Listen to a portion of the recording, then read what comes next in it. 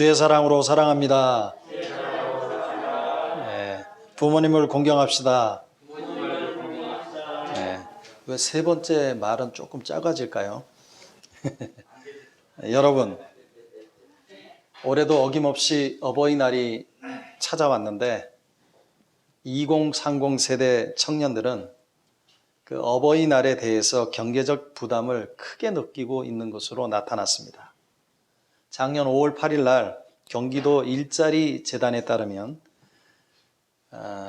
일자리 플랫폼 자바바라고 하는 곳에 설문을 했는데 6,379명이 설문에 참가를 했어요. 근데 응답자 중에서 86.1%가 가정의 날 5개 행사가 있는데 그 기념일 가운데 가장 부담스러운 날이 어버이날로 꼽았다고 합니다. 어버이날이 가장 부담스러운 이유는 뭔가? 선물과 용돈, 경제적인 지출이 63.7%, 그리고 선물과 인사를 챙겨야 한다는 부담감이 23.2%로 나타났습니다. 지난해 가정의 날 기념일 지출액을 보면 10만 원에서 20만 원이 54%, 20만 원에서 30만 원이 26.6%, 100만 원 이상이 0.9% 순으로 조사가 되었습니다. 그러면 자신의 효도 점수를 한번 평가해 달라고 하는 질문에 100점 만점에 응답자 26%가 40점 이하, 20.9%가 50점, 16.3%가 60점, 17.8%가 70점 등으로 응답을 했고 60점 이하는 63.2%로 나왔습니다. 대학 성적 점수가 A, B, C, D, F가 있는데 60점 이하면 가락이고 재수강해야 됩니다. 우리나라 2030 세대 효도 점수 60점 이하가 63.3%인데 효도 점수가 F학점이고 F학점은 가락이고 불합격입니다. 여러분, 왜 우리나라 2030 세대 효도 점수가 이렇게 F학점이 나왔을까요? 부모보다 내 문제가 더 크게 느껴지기 때문입니다. 부모보다 현실의 문제가 더 무겁게 다가오기 때문입니다. 요즘 2030 세대 청년들이 취업하는 것이 얼마나 힘이 듭니까? 내가 취업하고 직장을 갖는 문제가 더 필요하고 더 절실하고 더 시급한 현실을 살고 있기 때문입니다. 직장에 취업하는 일에 전력을 기울이다 보니까 효도 점수는 F학점을 받을 수밖에 없고 결혼하고 직장 생활하는 30대들은 자식을 낳고 기르는 것이 얼마나 힘든지 모릅니다. 아이를 낳고 기르는 것이 너무나 힘들기 때문에 부모에게 관심을 가질 수가 없습니다. 아이들에게 올인하다 보니까 효도 점수를 F학점을 받을 수밖에 없는 것이죠. 여사랑교회 성도 여러분, 오늘은 2021년도 어버이 주일을 맞이해서 주님이 주시는 은혜로 2030 세대들을, 우리 젊은 청년들은 다시 한번 효도 점수를 올리는 데 힘쓰는 여러분들이 되어지기를 바랍니다. 우리 모두 부모님께 효도하는 마음을 새롭게 하는 시간이 되어지기를 바랍니다. 주님이 주시는 효의 마음으로 형제끼리 책임을 회피하지 말고 부모님께 자식 도리를 다하는 사람이 됩시다. 하나님이 주시는 힘으로 부모를 의지하려고 하지 말고 부모님들께 의지가 될 수 있는 사람들이 되어지기를 바랍니다.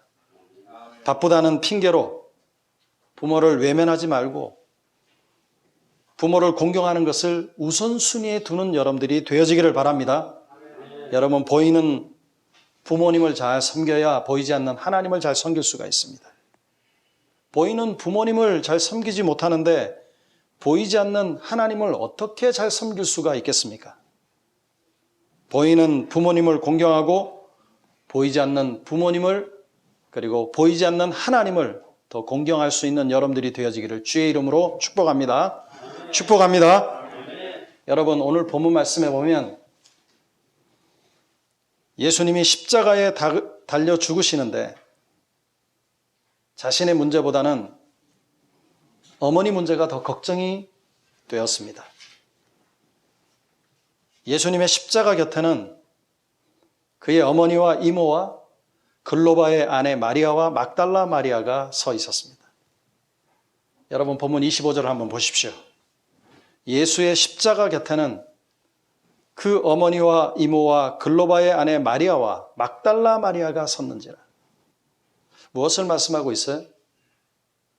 여러분, 오늘 이 본문 말씀에 그냥 소개되어지고 있는 예수님 옆에 서 있는 사람들을 그냥 이름을 이렇게 거명하고 있을까요? 왜 이렇게 말씀하고 있을까요? 예수님의 십자가 곁에 예수님을 사랑하는 사람들이 지금 소개되어지고 있는 거예요. 예수님을 사랑하지 않았다면 예수님이 죽으시는 끔찍한 십자가에 가까이 갈 수 있을까요? 세상에서 가장 참혹한 형틀인데, 저주의 형틀인데, 나무에 달린 자마다 다 저주를 받았다라고 분명하게 말씀하고 있는데, 예수님을 전심으로 사랑하지 않으면 예수님이 계신 십자가 곁에 있을 수 없습니다. 그러니까 예수님의 십자가 곁에 있었던 사람들은 예수님을 가장 많이 사랑했던 사람들이었습니다. 예수님을 가장 사랑했던 사람은 그의 어머니 마리아였다라고 성경은 말씀하고 있죠. 그리고 예수님의 제자 중에는 누구예요? 오늘 이름은 나오고 있지 않지만 누구예요? 요한입니다. 그들은 예수님을 가장 사랑하는 사람들이었기 때문에 예수님을 부인하거나 십자가에서 도망치거나 도피하거나 숨지 아니하고 예수님의 십자가 곁에 가까이 서 있었습니다. 예수님의 십자가 곁에 있던 사람들은 예수님을 자기 목숨보다 더 사랑했던 사람들입니다. 예수님은 자기 어머니와 사랑하는 제자가 곁에 서 있는 것을 보시고 자기 어머니를 사랑하는 요한에게 맡기고 있죠. 요한에게 어머니를 부탁하고 있는 것을 볼 수 있습니다. 성도 여러분, 예수님께서 십자가 위에서 자기 어머니를 맡기려고 한다면 오히려 자기 친동생이나 가까운 친척에게 맡겨야 되는 것 아니에요? 혈육이 섞인 사람한테 맡겨야 되는 거 아니에요? 처지를 잘 아는 사람에게 맡겨야 되는 거 아닙니까? 형편을 잘 아는 사람에게 맡겨야 되는 거 아니에요? 예수님은 요한을 얼마나 신뢰하고 믿었기에 십자가에서 예수님을 맡겼습니까? 자신의 어머니를 공경하는 것도 힘들고 어렵지 않습니까? 그런데 다른 어머니를 공경하고 맡는 것은 상당히 어려운 일입니다. 그렇지 않는가요? 예수님이 사랑하는 요한은 예수님의 마지막 부탁을 어떻게 받아들였을까요? 혹시 요한은 마지못해서 그놈의 정 때문에 예수님의 마지막 부탁을 립서비스로 수용하고 있는 것은 아닙니까? 예, 제가 맡겠습니다. 이렇게 말한 거 아니에요? 어떻게 생각하세요? 무엇이 요한으로 하여금 예수님의 어머니를 마리아를 섬기려고 맡았을까요? 성도 여러분, 십자가에 못 박히신 예수님은 죽음 직전에 이렇게 말씀하고 있습니다. 여러분, 26절을 한번 보십시오. 예수께서 자기 어머니와 사랑하는 제자가 곁에 서 있는 것을 보시고 자기 어머니에게 말씀하시되 여자여 보소서 아들이니이다 하시고 27절입니다. 또 그 제자에게 이르시되 보라 내 어머니라 하신대 그때로부터 그 제자가 자기 집에 모시니라. 마리아에게 뭐라고 말씀하고 있어요? 여자여 보소서 아들이니이다. Dear woman, here is your son. 어떤 사람들은 여자야 그러니까 예수님이 얼마나 경박스럽고 존중을 하지 못한다라고 얘기하는데 지금 NIV나 어메리칸 스탠다드 바이블에서는 dear라고 하는 말이 안 들어갔는데 킹 제임스 버전에는 dear라고 들어가요. 존경하는 어머니라고 들어가요. 최상급을 쓰고 있는 거예요. 존중하는 어머니라고 얘기하는 거예요. 한글 성경에 여자여 그러니까 아주 천박하게 여기는 사람들도 있다 그러고 성경 해석을 잘못 해서 이거 예수님을 굉장히 어머니를 갖다가 이렇게 깔보고 하는 얘기가 아니냐. 그게 아니에요. 영어 성경으로 보거나 원문으로 보면 최고로 어머님을 높이고 있는 거예요. 그리고 여자여라고 하는 이 말에는 굉장한 의미가 숨겨져 있어요. 사실은. Dear woman, here is your son. 그리고 요한에게는 뭐라고 얘기해요? 내 어머니라고 얘기해요. Here is your mother. 예수님은 어머니 마리아에게 요한을 뭐라고 소개하고 있어요? 아들이라고 지금 말씀하고 있죠? 그리고 제자 요한에게는 마리아를 뭐라고 말씀하고 있어요? 내 어머니라고 지금 말씀하고 있어요. 십자가에 죽으시는 예수님께서 갑자기 제자 요한에게 내가 나의 어머니 마리아의 아들이고 마리아는 내 어머니라고 얘기를 해요. 여러분, 예수님의 이런 말씀 가운데 요한의 반응은 어땠습니까? 먼저 요한의 반응보다는 이 요한의 반응을 한번 살펴보기 전에 여러분들이 요한의 입장이라면 어떻게 생각하고 있을까요, 지금? 예수님의 어머님이 나의 어머니래.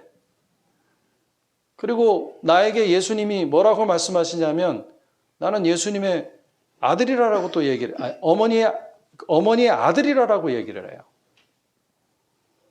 저의 반응은 예수님의 어머님이 어떻게 제 어머니가 될 수 있습니까? 라고 반응했을 것 같아요. 내 어머니라는 예수님의 말씀을 쉽게 받아들일 수 없었을 것입니다. 여러분, 내 어머니 한 분도 모시기 힘든데 남의 어머니까지 나의 어머니로 모시고 섬길 수는 없는 것 아닙니까? 예수님의 말씀에 여러분들은 어떻게 반응하시겠습니까?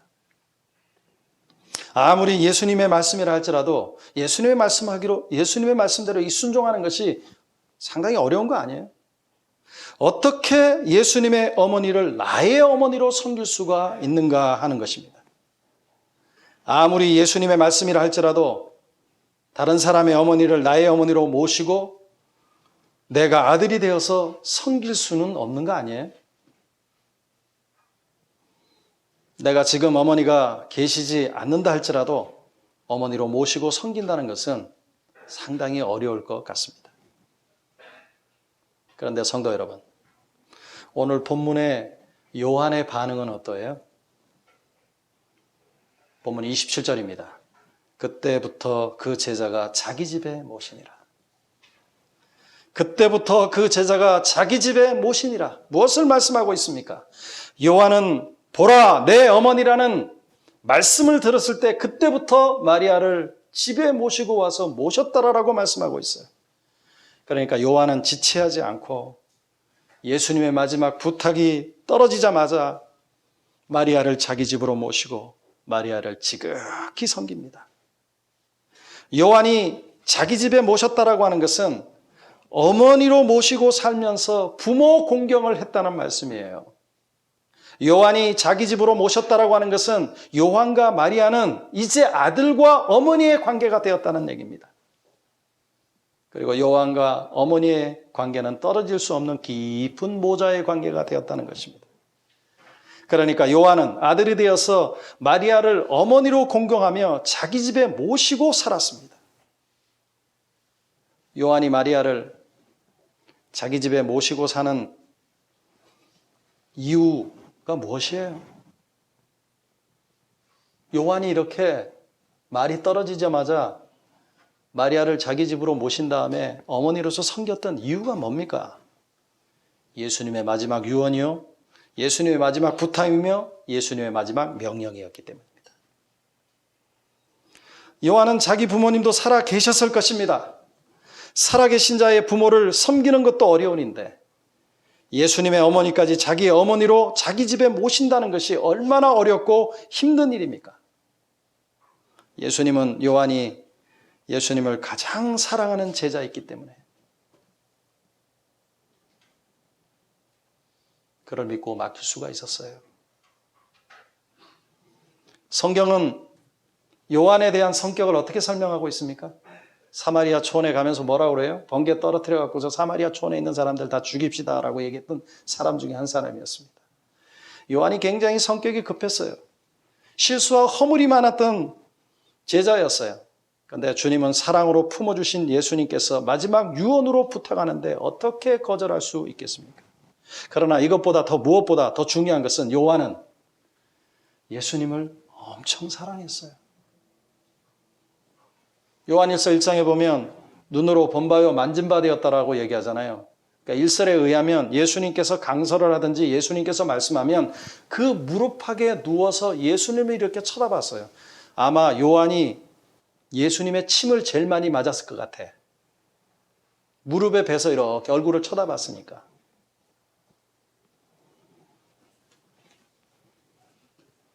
요한은 예수님을 사랑했기 때문에 어머니 마리아를 자신의 어머니로 삼고 예수님을 실망시키지 않고 잘 공경했습니다. 요한은 끔찍한 십자가에 달려 죽음을 당한 예수님을 목격한 어머니 마리아가 더 이상 아파하거나 괴로워하거나 여러분 외로워하거나 섭섭하지 않도록 아들로서 정성을 다해서 섬기며 공경하였습니다.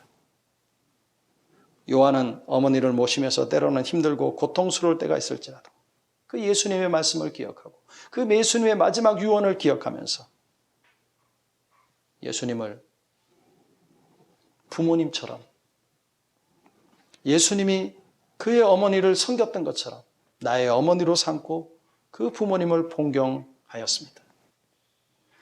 요한은 예수님의 동생들이 있었지만 그들이 걱정하지 않도록 그들이 불안해하지 않도록 최선을 다해서 공경을 했습니다.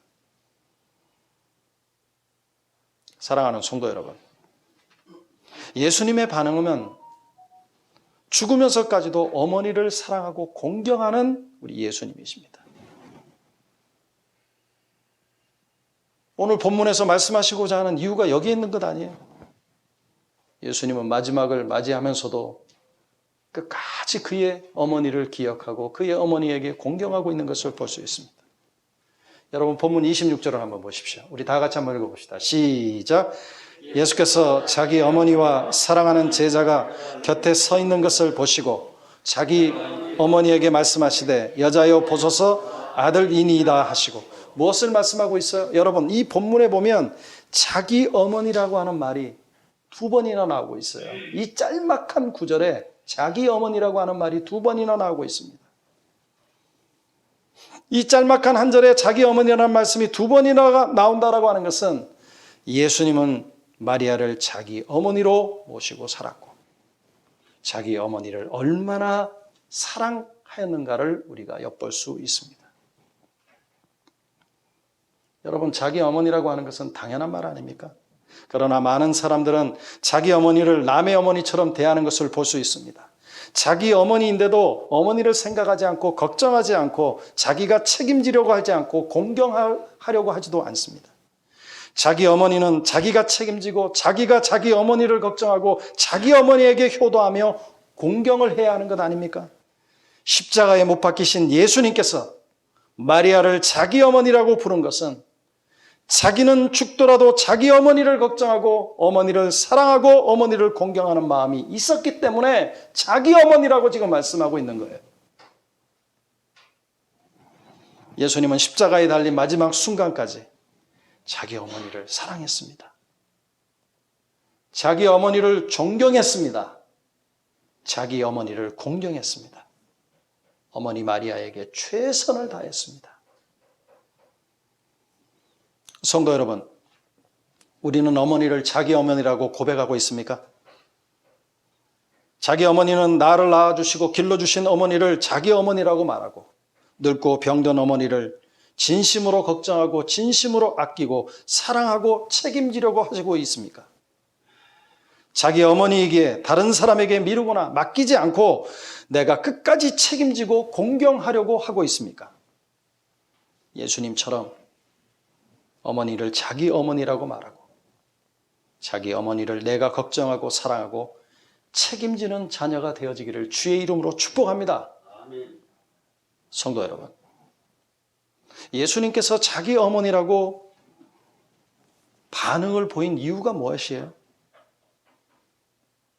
여러분, 예수님은요, 그의 아버지 요셉과 마리아가 동거하기 전에 성령으로 잉태된 하나님의 아들이지만 마리아의 몸에서 태어난 참 신이시고 참 인간이십니다.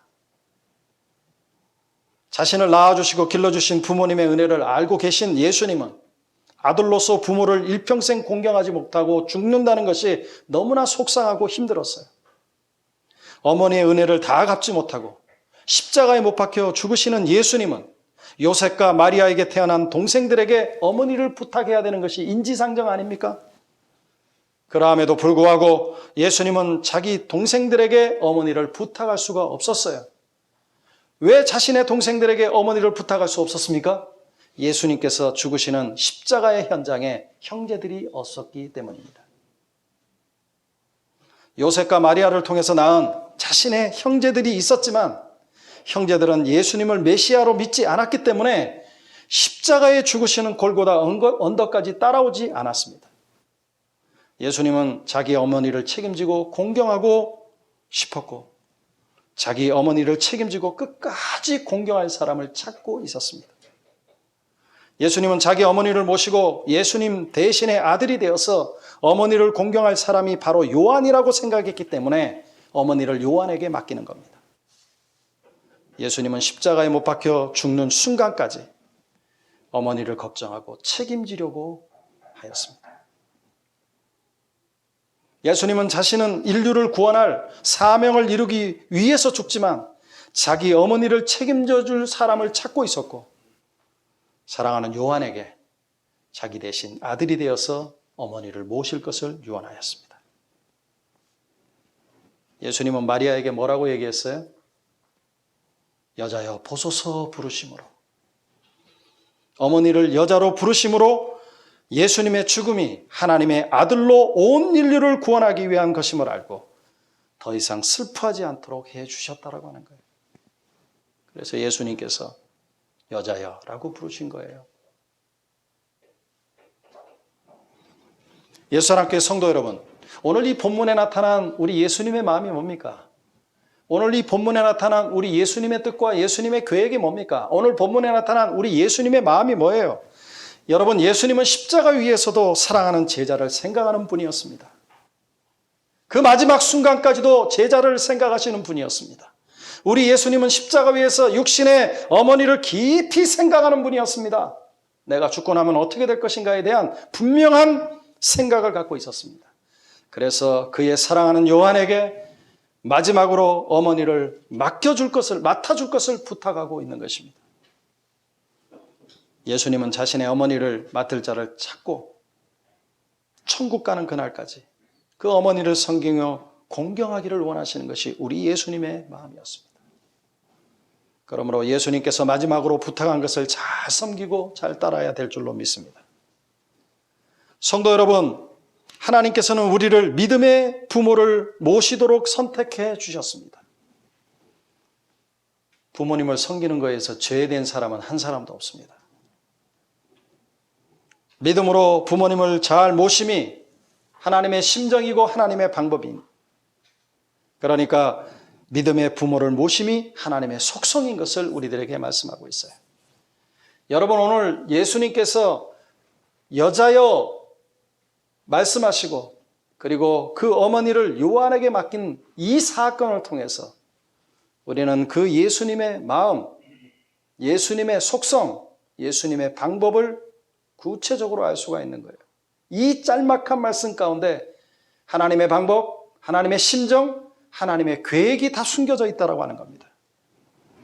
사랑하는 성도 여러분, 마태복음 12장 48절에서 50절에 보면 우리 다 같이 한번 보실까요? 우리 다 같이 한번 읽도록 하겠습니다. 앞에 나왔으니까 다 같이 읽겠어요. 시작. 말하던 사람들에게 대답하여 이르시되 누가 내 어머니며 내 동생들이나 하시고 손을 내밀어 제자들을 가리켜 이르시되 나의 어머니와 나의 동생들을 보라. 누구든지 하늘에 계신 내 아버지의 뜻대로 하는 자가 내 형제요 자매요 어머니이시니라. 할렐루야. 무엇을 말씀하고 있어요? 오늘 본문 말씀에 해석을 우리들에게 말씀해 주고 있잖아요. 누가 내 형제고 자매고 어머니이십니까? 하나님의 뜻대로 하는 자가 내 형제요 자매요 어머니라고 분명하게 말씀하고 있는 겁니다. 주님이 이렇게 말씀하시고 주님이 십자가 위에서 이것을 이루시는 거예요. 예수님은 아들로서 어머니를 염려하시고 어머니를 부탁하셨습니다. 십자가 위에서 아들로서 사명을 다하고자 합니다. 예수님은 마지막 자신을 낮추셨습니다. 예수님은 어머니에게 믿음의 아들을 주셨죠. 요한은 마리아의 아들이고 아들로서 어머니 마리아를 모시고 있는 것을 볼 수 있지 않습니까? 예수님이 마지막 부탁을 요한에게 아들이라는 직임을 주셔서 마리아를 모시게 했던 겁니다. 왜? 하나님의 뜻대로 하는 자가 형제요 자매요 바로 아들이기 때문입니다. 예수님은 사랑하는 요한을 선택하시고 마리아를 위로하며 모시게끔 하셨습니다. 사랑하는 성도 여러분, 우리는 육신의 어머니도 모셔야 되지만 믿음의 어머니도 잘 모셔야 돼요. 교회 안에는 믿음의 어머니들이 계시죠. 연세가 드시고 믿음이 깊으신 분들은 다 부모가 되십니다. 하나님께서 믿음의 부모를 모시도록 우리를 선택해 주셨다라고 하는 겁니다. 믿음으로 잘 모심이 하나님의 심정이고 하나님의 방법입니다. 믿음의 부모를 모심이 하나님의 속성이에요. 예수사랑교회는 믿음의 부모를 잘 모시는 성도들이 되어서 하나님의 심정과 방법과 속성을 이루는 귀한 교회가 되어지기를 바랍니다.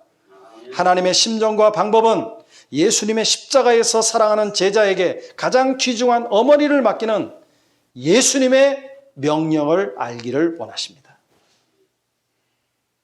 성도 여러분, 우리나라 2030 세대 효도 점수가 60점 이하 63.3%입니다.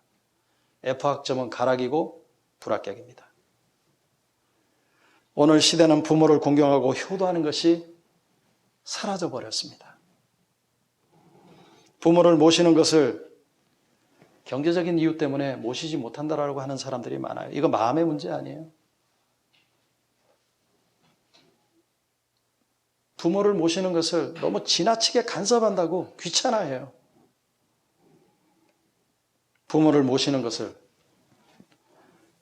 부모님들이 꼰대 기질이 있다고 아주 모시는 것을 싫어해요. 부모를 섬기고 효도하는 것이 사라지고 있고 가능한 한 부모랑 좀 멀리 떨어져서 살기를 원하죠.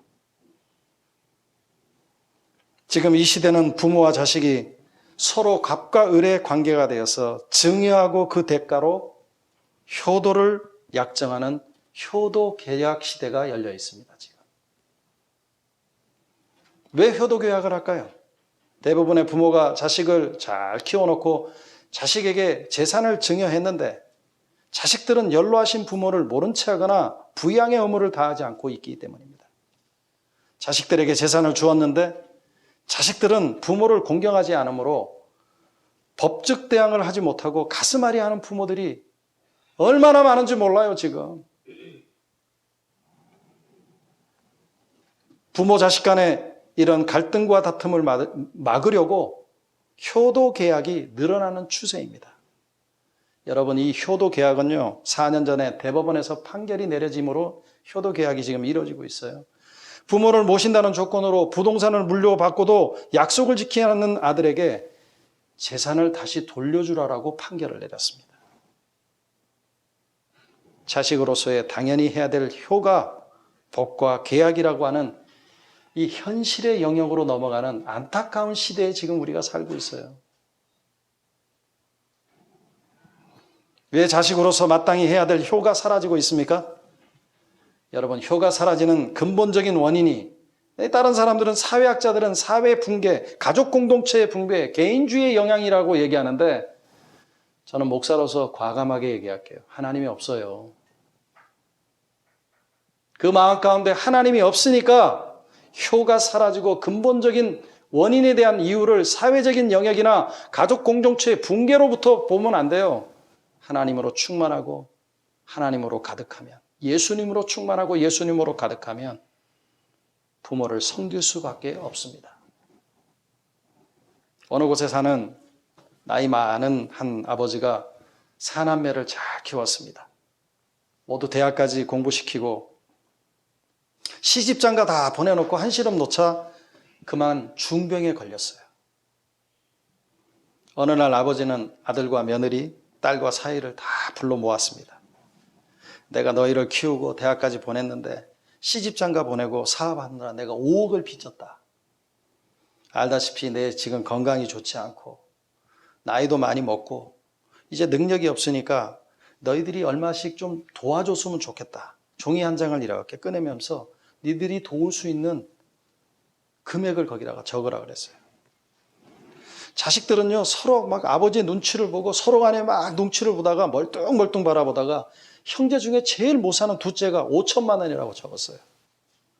그러자 마지못해갖고 큰아들이 2천만 원, 셋째 아들이 1,500만 원, 그리고 딸이 1,000만 원을 적었습니다.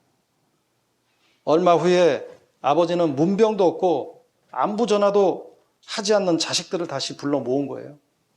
내가 죽고 난 이후에 얼마 되지 않는 유산이지만 형제 간에 다툼이 생길까 봐 모든 재산을 정리하고 공증을 마쳤다. 지난번에 너희들이 적은 액수의 5배를 유상 상속하겠다. 큰아들은 2천만 원 적었으니까 1억. 둘째 아들은 5천만 원 적었으니까 2억 5천만 원. 셋째는 1,500을 적었으니까 7,500만 원. 딸은 1,000만 원, 5천만 원을 주기로 했습니다. 적게 받은 자식들은 안색이 사색이 되었지만 할 말이 전혀 없었습니다. 부모에게 받은 은혜는 한이었고 부모의 은혜로 자라났고 공부하고 결혼했건만 부모의 은혜를 갚지 않고 부모의 빚도 갚아주려고 하지 않는 자식들의 이 모습이 오늘날 우리의 모습 아닌가요? 부모의 재산을 상속하려고 하면서도 부모를 공경하지 않고 효도하지 않는 모습이 우리의 모습 아닌가요? 지난번에 우리 여기 와가지고 메타인지에 대해서 세미나를 했던 김한영 목사님.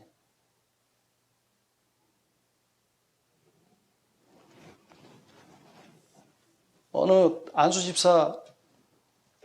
집사님이 하루는 화장실에 들어가 있는데 두 딸이 싸우더래. 누나는 저기 우성상가 있잖아. 그 10평. 한 평당 1억이니까. 그거 누나가 그거 가지고 응? 언니가 그거 가지고 나는 아버지의 이 재산을 가진다는 거예요. 다른 재산을. 그러니까 화장실에서 그것을 듣고 있던 그 안수 집사님이 기가 차더래. 그래서 그 다음날 기도하고 자기 교회에다가 헌금하려고 마음먹었는데 교회가 괜찮으니까 16년 동안 애들을 보면서 막 키우고 걔들이랑 놀고 공부시키고 그 모습이 너무나 아름답게 보였던 거예요. 이 안수 집사님이. 그래가지고 하루는 찾아와가지고 이 10평을 드릴 테니까 500만 원에 합시다 그러더래요. 그래서 평당 500이니까 돈을 이거 빚을 내서라도 내가 해야 되겠다고 생각하고 그랬대. 그리고 나서 이 안수 집사님이 목사님을 만나갖고 부동산에 갔는데 부동산에 가서 이제 계약서를 쓰려고 계약서를 꺼내놓으니까 500만 원이라고 적으래요. 전체가 500만 원. 그러니까 부동산 업자가 하는 말이 나 이런 계약서 못 하겠다고. 이런 게 어딨냐고. 그냥 계약서만 그냥 500만 원 쓴 거예요. 그리고 하나님의 귀한 교회에 헌물로 들어왔어요. 그게 지금 지하에 있는 10평인데 거의 뭐 지상에 있는 거나 마찬가지죠. 거기다가 지금 출판사를 하고 있어요. 그 목사님이. 지금 이런 세대에 살고 우리가 있어요. 여러분들 자녀에게 뭘 물려주시려고 그래요? 저는 아주 심플해요. 물려줄 게 없으니까 예수밖에 없어요. 우리 자녀들한테는. 사랑하는 성도 여러분, 이 시간 여러분들에게 다시 한번 십자가를 바라보기를 원합니다. 예수님께서 못 박히시는 십자가는 개인주의와 이기주의와 자신의 욕망을 버리고 모든 사람을 구원하는 사랑이 실현되는 곳입니다. 자식들이 부모를 사랑하며 공경하는 것을 보여주신 참된 효가 나타나는 곳이 어디냐? 십자가입니다.